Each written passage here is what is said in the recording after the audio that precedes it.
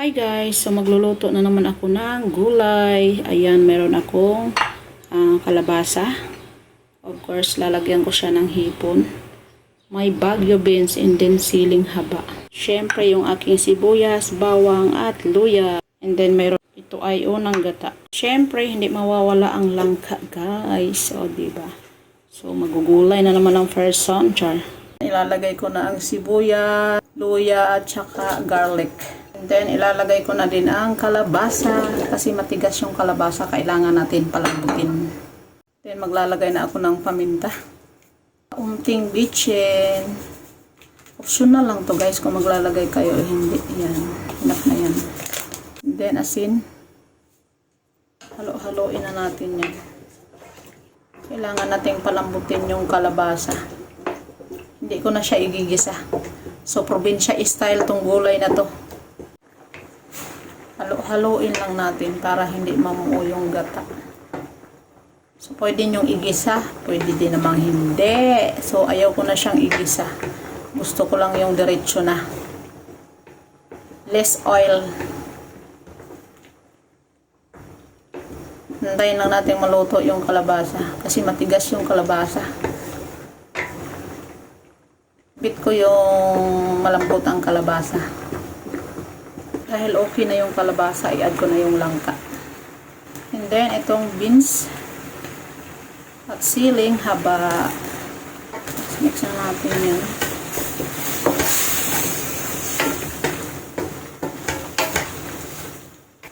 Yan, ilalagay na natin yung hipon.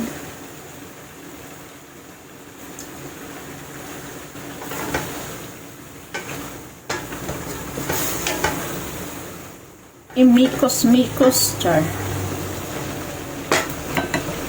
Then, maglalagay tayo ng pampalasa.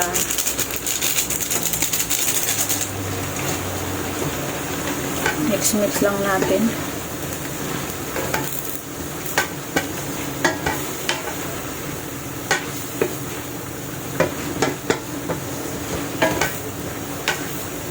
Yung langka kasi guys, sobrang lambot na. No need na natin pakulan ng bongga. Takpan muna natin siya. After 2 minutes, tadan!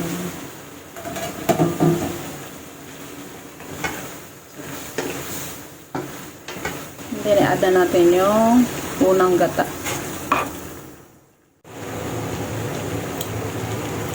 So, mag-a-add tayo ng papis.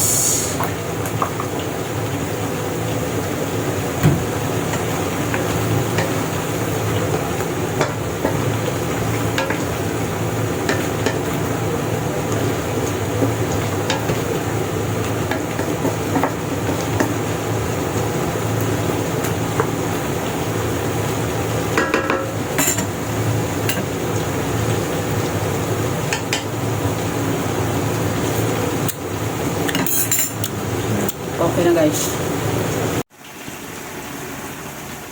So ayan na guys, ready na ang aming ginataang langka with kalabasa and Baguio beans with hipon.